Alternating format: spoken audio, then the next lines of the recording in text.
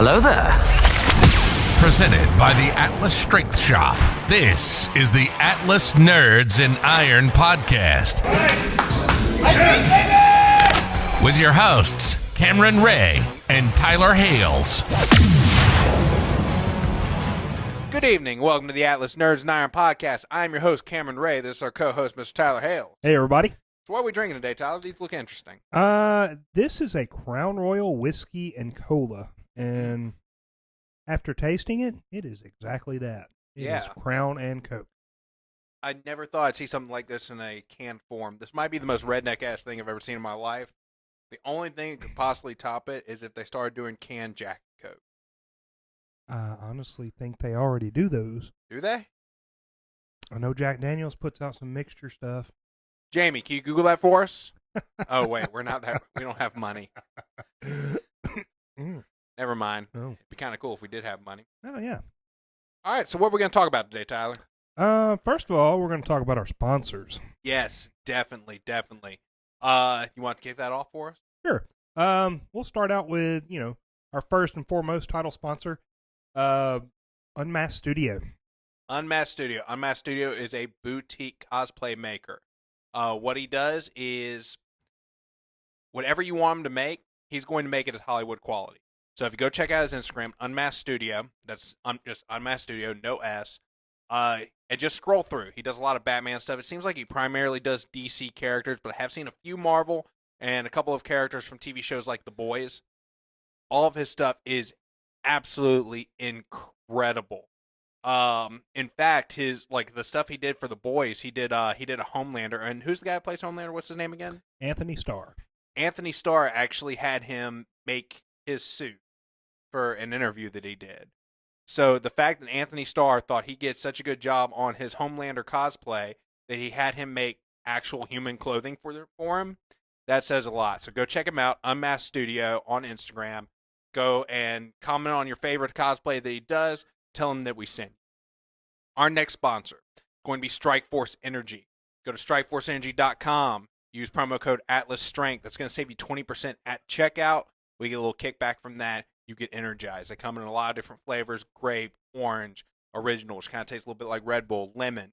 You just put it in any kind of drink that you think is going to mix well with it. You're going to get a little bump of energy without the huge crash. There isn't a huge crash with these. Try it with a Crown and Coke.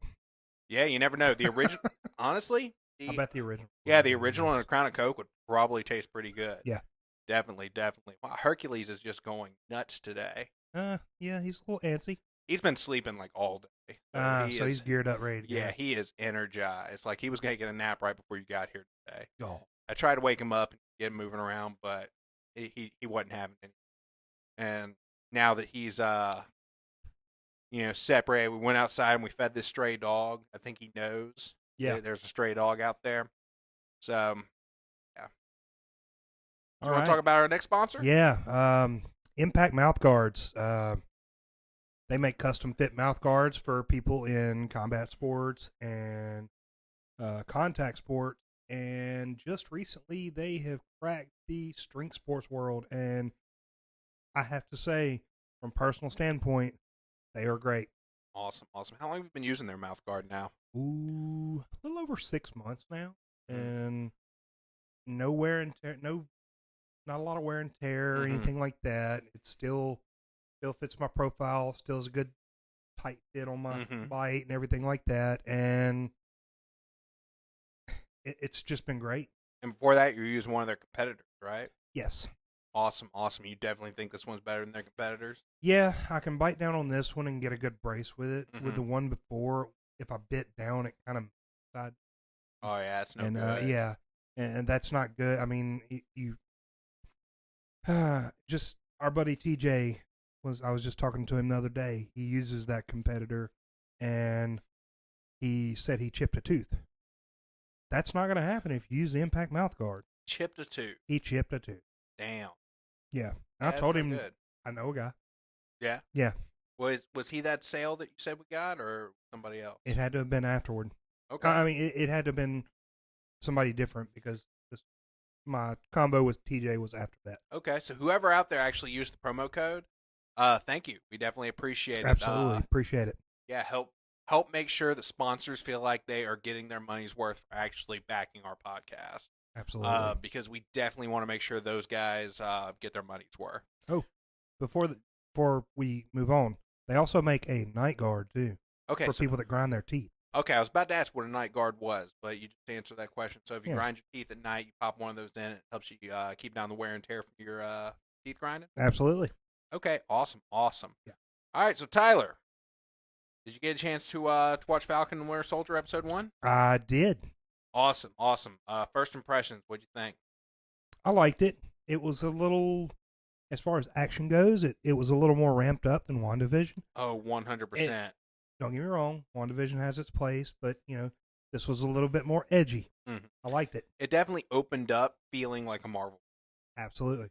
Like we didn't get that with when WandaVision. We didn't get that until about episode 4. Right. But yeah, for those of you that okay, so as with WandaVision, spoiler alert, if you haven't watched episode 1 of Falcon and Winter Soldier, go ahead and put us on pause. Take a few minutes out of your day, go watch that. Come on back to it. Was it like a half-hour runtime? I don't remember looking at the actual runtime, but it was between a half hour and 45 minutes. Yeah, it wasn't more than 45 minutes. So the episode did feel longer than one. It did.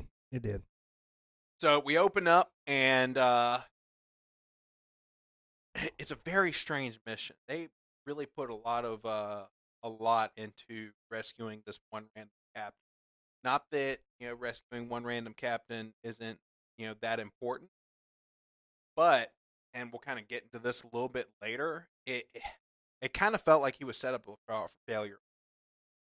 Yeah, he went in with no backup, with faulty gear, and almost failed the mission. damn near it. And I have a feeling that we'll get to that a little bit later. You want to talk a little bit about some of the surprises that we got from that opening scene? Personally, my surprise was seeing George St. Pierre again. And for the folks like me who didn't know who this person was, why don't you tell us who that is?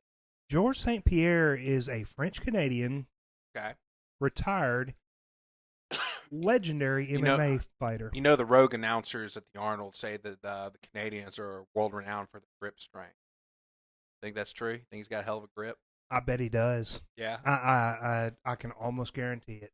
Awesome. But George St. Pierre, he if you're already a MMA fan, which I consider myself just a fly by night fan myself.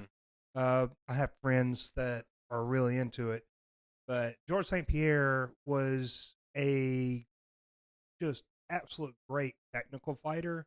He wasn't really a knock you out guy. He beat you on points a lot of times. He would take you he would take you the distance and beat you technically.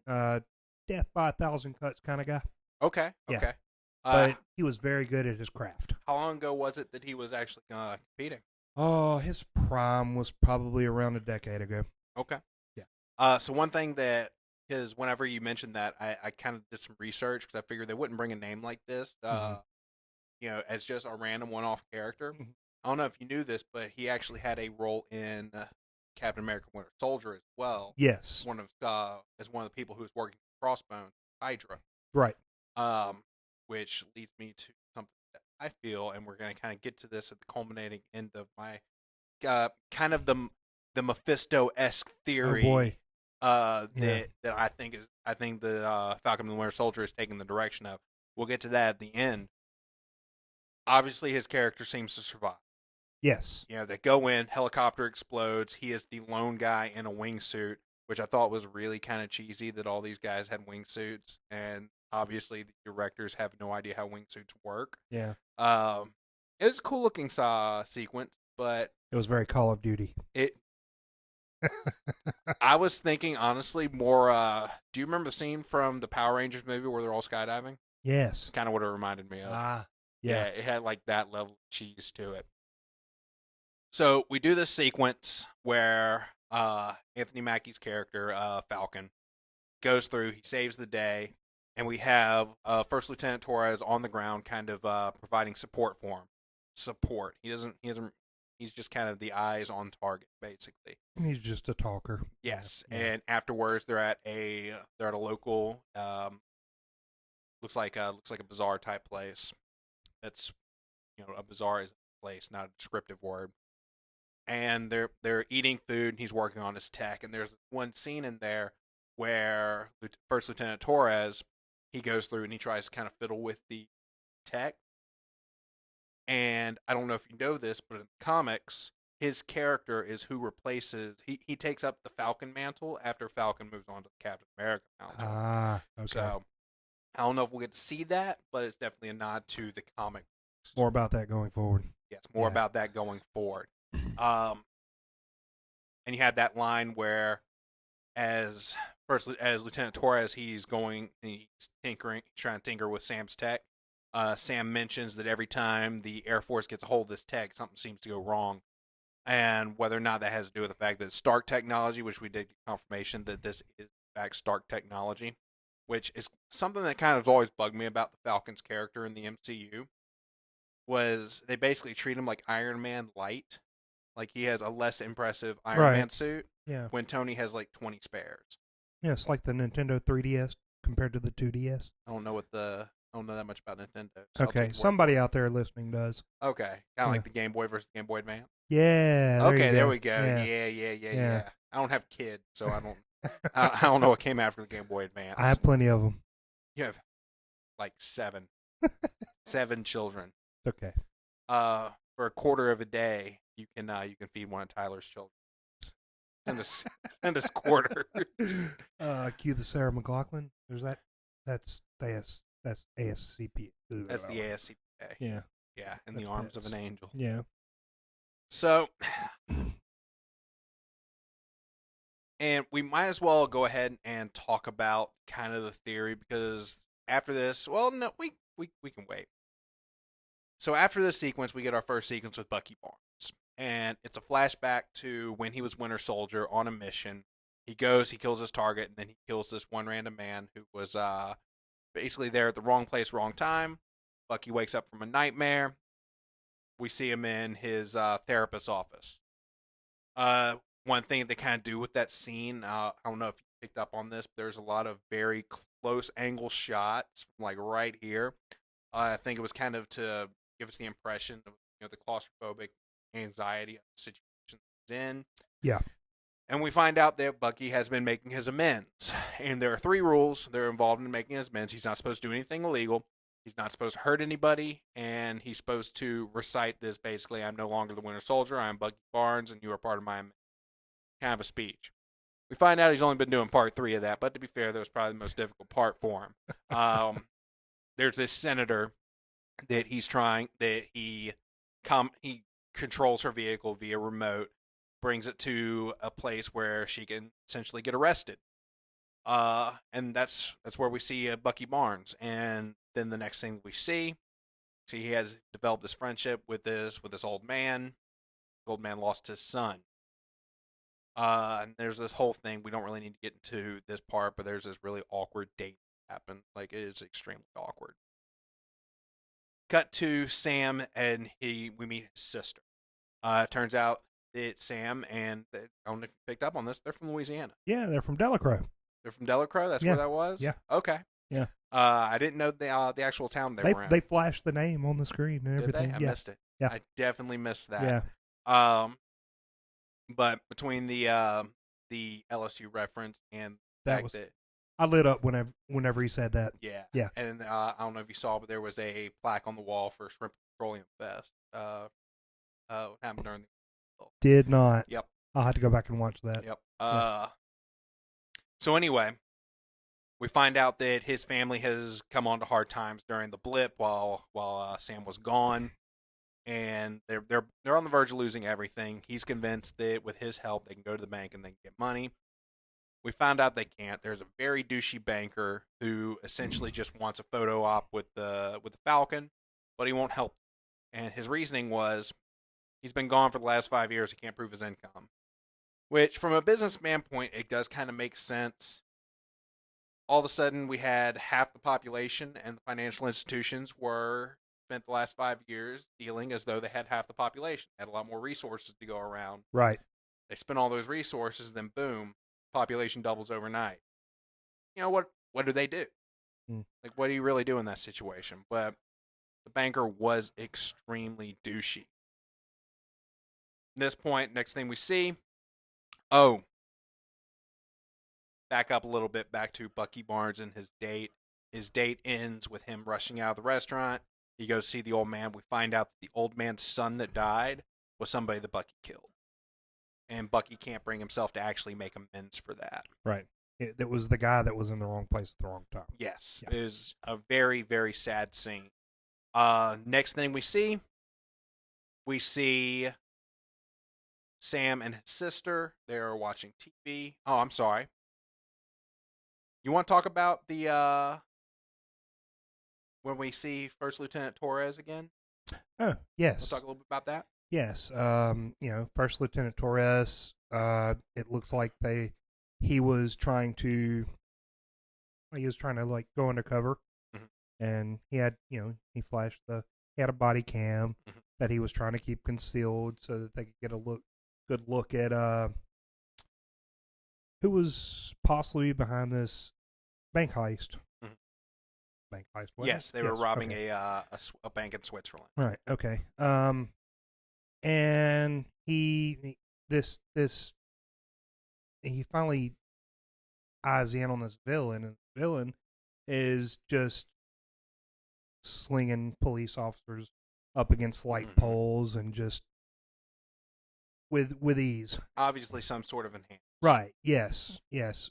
And then First Lieutenant Torres approaches him, pulls his service pistol on him, and places him under arrest. Yeah. How did that work out for him? He took one to the dome. Yeah, definitely. Yeah. So after this, we find Sam working in his family's boat, trying to get it up and running. He gets a call from Lieutenant Torres. Lieutenant Torres tells him to get to a secure line. That's when he tells him everything that happened.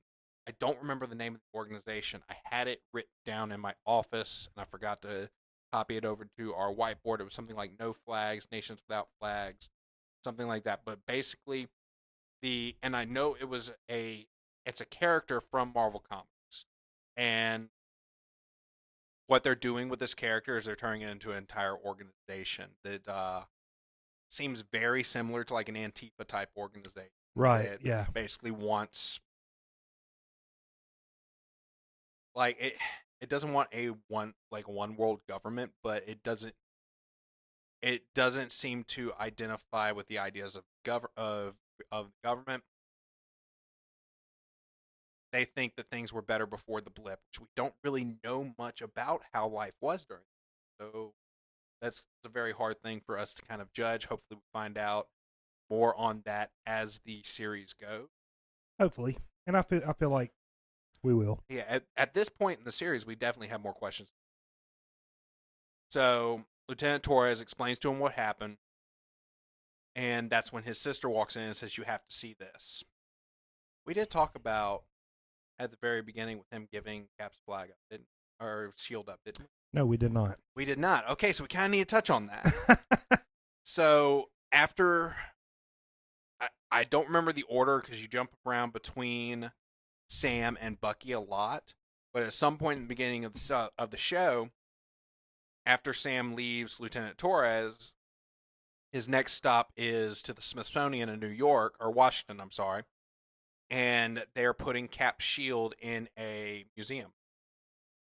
He doesn't feel like he should carry on the mantle, even though that was Steve Rogers' request, was that Sam carry on the mantle. Don Cheadle's character is there, and he pulls him to the side. They go on a walk, and Don Cheadle is like, "Hey, why won't you take it up?" Looked a lot like Terrence Howard to me. What's up? Looked a lot like Terrence Howard to me. A little bit. A little bit? Yeah, a little bit. Anyway, carry on. Yeah, they could almost be interchangeable, really. Right, yeah. Yeah, it's crazy. I bet he could be interchangeable with Cuba Gooding Jr., too. Probably so. Yeah, because I don't know if anybody's ever actually seen Terrence Howard and Cuba Gooding Jr. in the same room. Damn, he is still going nuts in there. Yeah, he is. Yeah. Eh. Very distracting. I apologize. Um. So yeah, at this point, Cap's his shield is in Smithsonian. It's retired. It's like pro ball player's jersey. They retire it after he's done. After so many things have been done at his name. Right. So we'll cut back to the end of the show. Sam's sister says, "You gotta see this." Turns on the TV. The senator that said him putting it in a museum was the right thing to do is giving a speech, and that's when the new Captain America is announced. And that character is a guy named John Walker. Okay. And he goes by the Super Patriot comics. He is essentially a government pawn that is trying to take over Cap's America. So they're going through that series. So fun. And that's where we leave things off. So I have a few theories. I think the government is essentially, I think Hydra is still around in some form or another. And I think that they are actively working to keep Sam from taking on Captain America's mantle. As we know, Baron Zemo, he is going to be in the series. In fact, I think he makes his first appearance the very next episode. And that's exciting. Yeah, did you not know that? No, I didn't. Yeah, I'm pretty sure he makes his first appearance in this next episode. His thing was superheroes do more harm than good.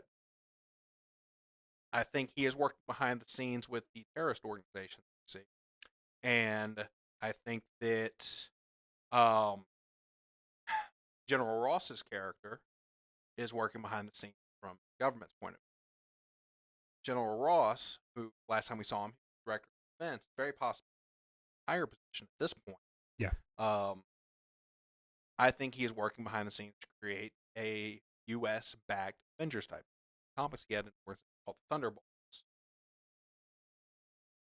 There's also a lot of Easter eggs in the credits for different Marvel characters throughout the history of Marvel that were super soldiers or did have some form of super soldier serum. If you remember from the solo Hulk movie that they had, that was what General Ross was trying to do. He was trying to recreate Captain America's super soldier serum to create more super soldiers. I think we're going to see that storyline kind of come to a head here. All right. Yeah. I think the whole idea is they want the Avengers to, just so that something more government control. Gotcha. Yeah.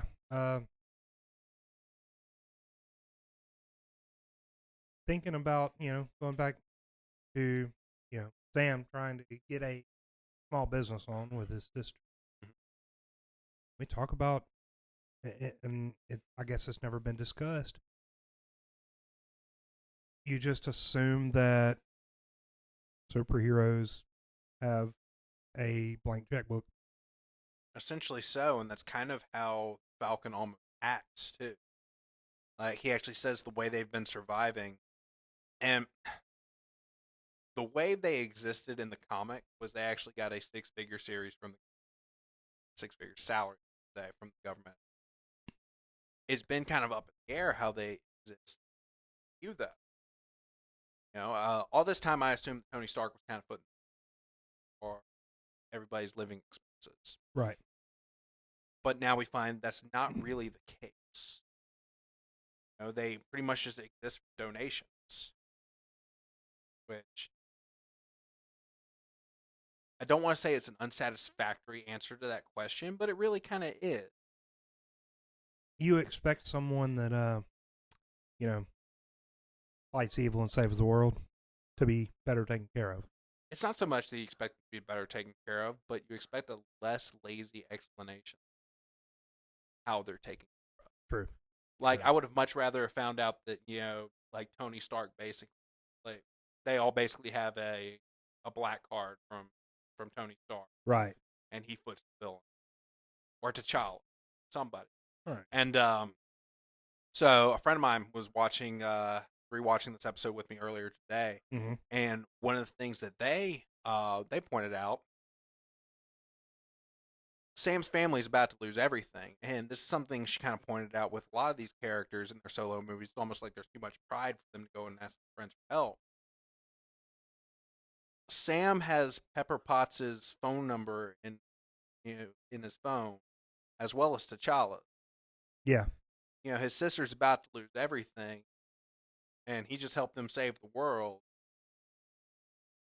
That you think he could that'd call be, in a favor. he Yeah. can call in a favor. Maybe Yeah. not say, "Hey, can you bail us out?" But hey, can you help me draft up a plan? Or hey, can you come to this meeting with, or send somebody to come to the meeting Right. with me? Yeah.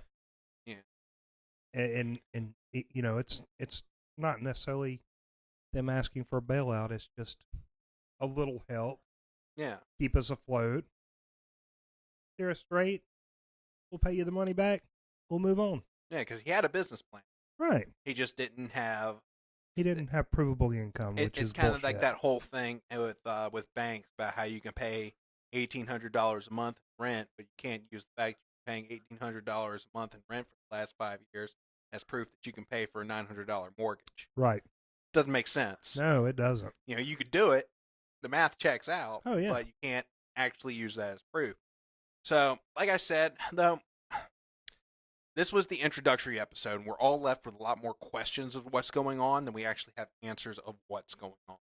The big takeaways from this are Bucky is having trouble with dealing with his own past, which makes sense because he was used as a weapon by Hydra for a very long time. Sam is having some issues getting his family back on track. The government is essentially reusing Captain America as a propaganda machine. And I don't know if you saw, but John Walker was carrying a pistol. Yep. Was he? Yeah. So that's something kind of interesting. Which we haven't seen Cap use a pistol since World War II. Right. Which made sense during World War, but well, yeah, of course, doesn't make sense in today's age. Also, I don't know if you thought the same thing that I thought, but the Captain America replacement kind of looked like the old man from Up wearing a Captain America costume. He did. Yeah, but you know the guy who plays that, right? You know who that is? Who's that? That's Kurt Russell's son. All right. Yeah. Yeah. So that's the thing you know now. Yeah. But so that's really the big thing. Who is this organization? Who's behind them? What does Baron Zemo have to do with it? Is the government trying to actively keep the Avengers from reforming, hoping they go back into the shadows? Is the government trying to create their own organization similar to the Avengers that they can better control so something like Sokovia doesn't happen again? And where does it all come to head? Are we going to see the Falcon take the shield up at the end of this? I have a good feeling that we are. But right now, we're just trying to get Bucky and Sam to actually talk to each other. Yeah, come together in an actual episode. We haven't gotten that yet. So hopefully when that happens, we'll have a lot more to talk about when it comes to Falcon Winter Soldier. Got anything to add? Not really. They did talk about, Bucky not really having a sense of nurturing his friendships. Yes. Less than 10 numbers in his phone. Which I heard that and I was kind of jealous. I kind of wish I didn't have that many numbers on my phone. Right. One thing that I noticed that was kind of a contradiction in the show itself.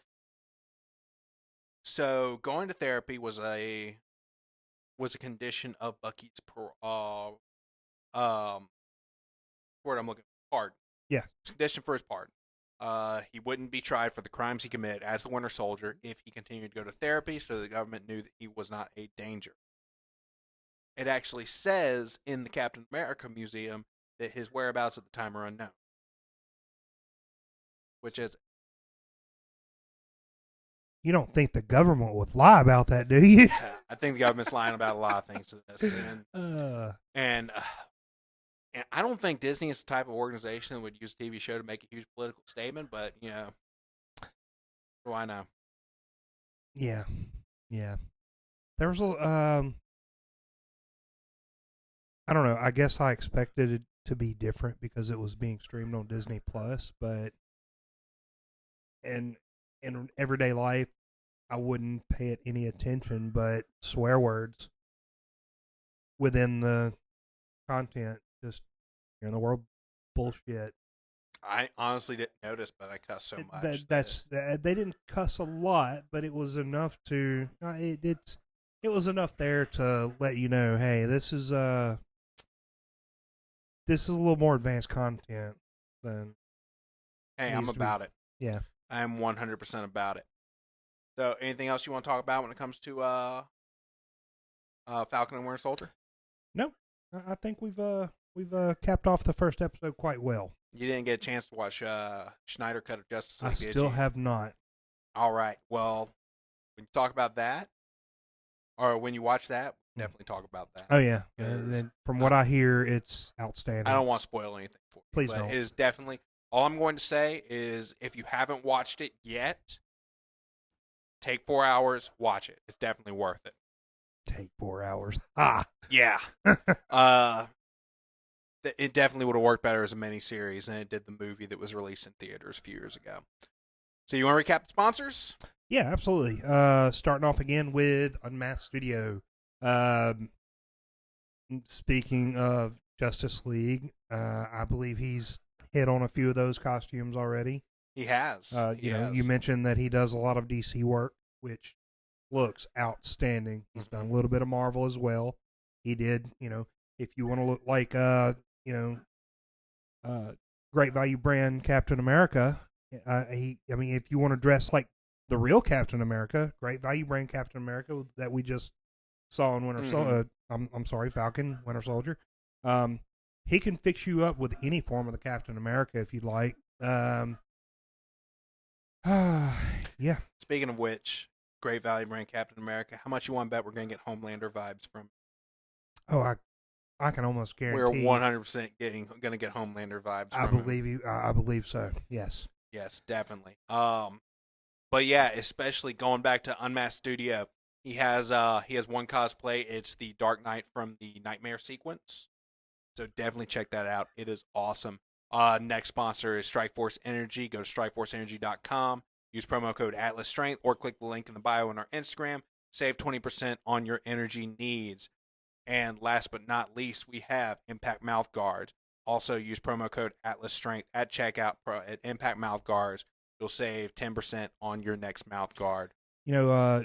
Jack from Impact is coming through Wednesday. I did not know that. Yeah. He's going to come through and get Lauren's impression. Okay, cool, yeah, cool. Because, Lauren's hooked up with him now.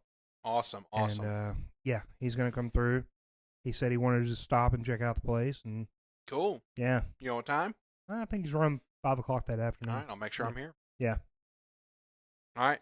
And again, finally, if you like what we do, you want to support us directly, you can buy programming from us. You can buy one of our T-shirts.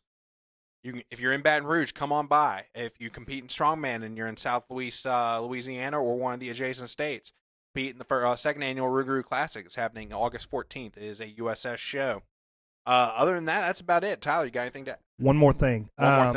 April 3rd? Yes, April 3rd. We're going to have a Moss Wrestling Clinic here. It is going to be headed up by Chip Conrad from Body Tribe Fitness out in Sacramento, California.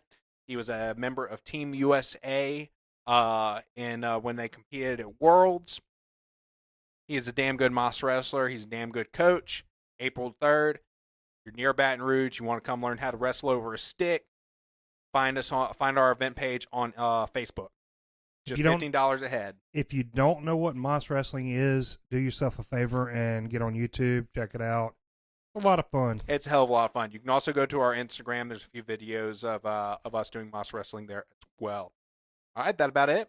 I believe that just about wraps it up right there, man. All right, so this is a short one. We're wrapping this up just above the 30-minute mark. So until next week, y'all have a good one. Bye.